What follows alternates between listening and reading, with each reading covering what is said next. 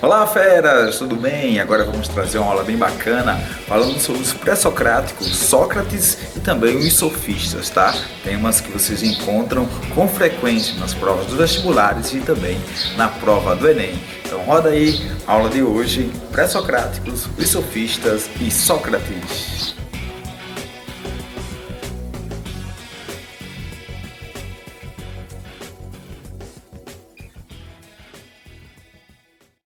Pronto, vamos lá, fera. Falando em relação aos pré-socráticos, olha, os gregos encontraram através do mito a primeira maneira de entender, de compreender a realidade. O mito é aquela narrativa alegórica, fantástica.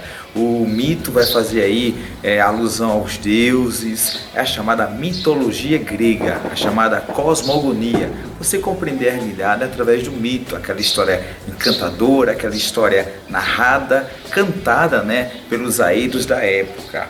Com o passar do tempo, os gregos vão deixar um pouquinho de lado o mito, não vão desprezar por inteiro, tá? Mas aí vão deixar um pouquinho de lado o mito e vão agora, em vez da emoção, usar a razão, usar o logos. É aí que entra a filosofia. Os primeiros pensadores gregos são chamados de pré-socráticos. Esse nome é dado não só por causa daqueles que antecederam o grande filósofo Sócrates, mas também o conteúdo, o tema desenvolvido. O que esses primeiros pensadores vão analisar, vão discutir é qual é o elemento primordial da natureza, qual é a essência, que eles deram o nome de arquê. Qual seria o arquê da natureza?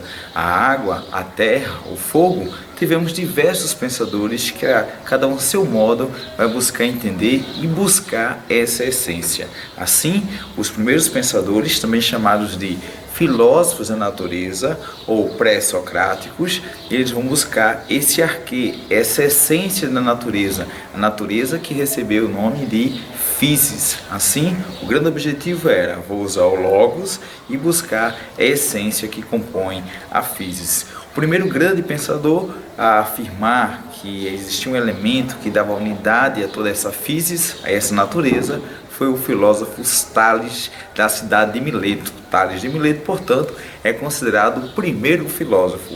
Além de Tales de Mileto, também tivemos outros pensadores, como foi o caso de Anaximandro, Anaxímenes. Também vale a pena lembrar de Pitágoras, que afirmava que os números compunham aí, a essência do universo.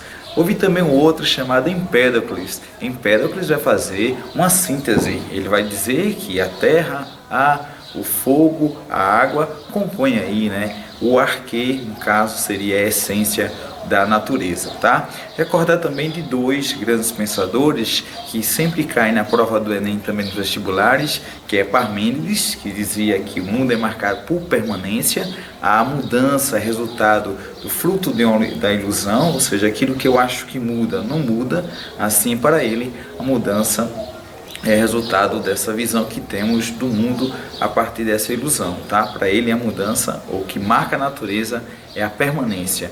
Contrário, diferente do pensamento de Parmênides, temos Heráclito. Para Heráclito, tudo flui. Assim, é inaugurada a chamada dialética, a oposição de ideias. Se por um lado você tem um que diz que a natureza é marcada por uma permanência, o outro vai dizer que é marcado por mudanças. Assim você tem o início, tá, desse conhecimento fundamental na dialética, Parmênides e Heráclito. Além disso, vale a pena recordar de Sócrates, tá? Sócrates, que em vez de focar a natureza, vai focar o homem. Assim inaugurada a chamada filosofia antropológica. Era comum Sócrates ficar lá na praça, dialogando com os jovens. Daí houve uma técnica, um método, que ele desenvolveu com os seus alunos, chamado maiêutica. A maiêutica, a geração, a concepção de ideias, se dava através do diálogo, da conversação e também da ironia. Assim como quando um discípulo fazia uma pergunta a Sócrates, ele fazia uma nova pergunta e aí se desenvolvia todo um debate, uma discussão interessante, tá? Assim, vamos aí recordar, os pré-socráticos vão focar na natureza, Sócrates vai focar no homem. O que é em comum entre pré-socráticos e Sócrates? Eles vão usar a razão, o logos, o senso crítico para avaliar a situação, no caso, os pré-socráticos avaliar a natureza, buscando o arquê, e Sócrates desenvolver temas como justiça, sobre a questão da democracia, questões políticas que permeavam, né, a sociedade da época. Olha, também existiram na Grécia Antiga os sofisma, sabedoria. Eram homens habilidosos no discurso, na retórica, na oratória.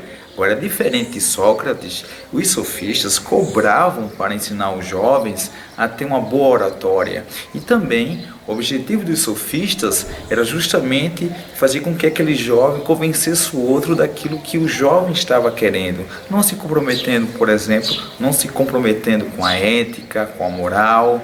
Afinal, como dizia o principal sofista grego, Protágoras, o homem é a medida de todas as coisas. Não importa se ele minta, se ele não tem um zelo aí pela ética, o importante é que ele atinja a sua, ou no caso, né, alcance o seu objetivo, atinja a sua finalidade, tá? Sócrates, assim como Platão, Aristóteles, grandes filósofos da Grécia, condenavam essa postura dos sofistas. E hoje, quem são esses sofistas? Aqueles que são bons no discurso e muitas vezes o que eles falam não condiz com a realidade. São os políticos, você pode encontrar também artistas, pode encontrar aí professores também, sofistas, advogados, em diversas áreas vocês podem encontrar aquelas pessoas que são habilidosas na oratória, no discurso, mas muitas vezes aquela palavra ou aquele discurso não condiz com a realidade.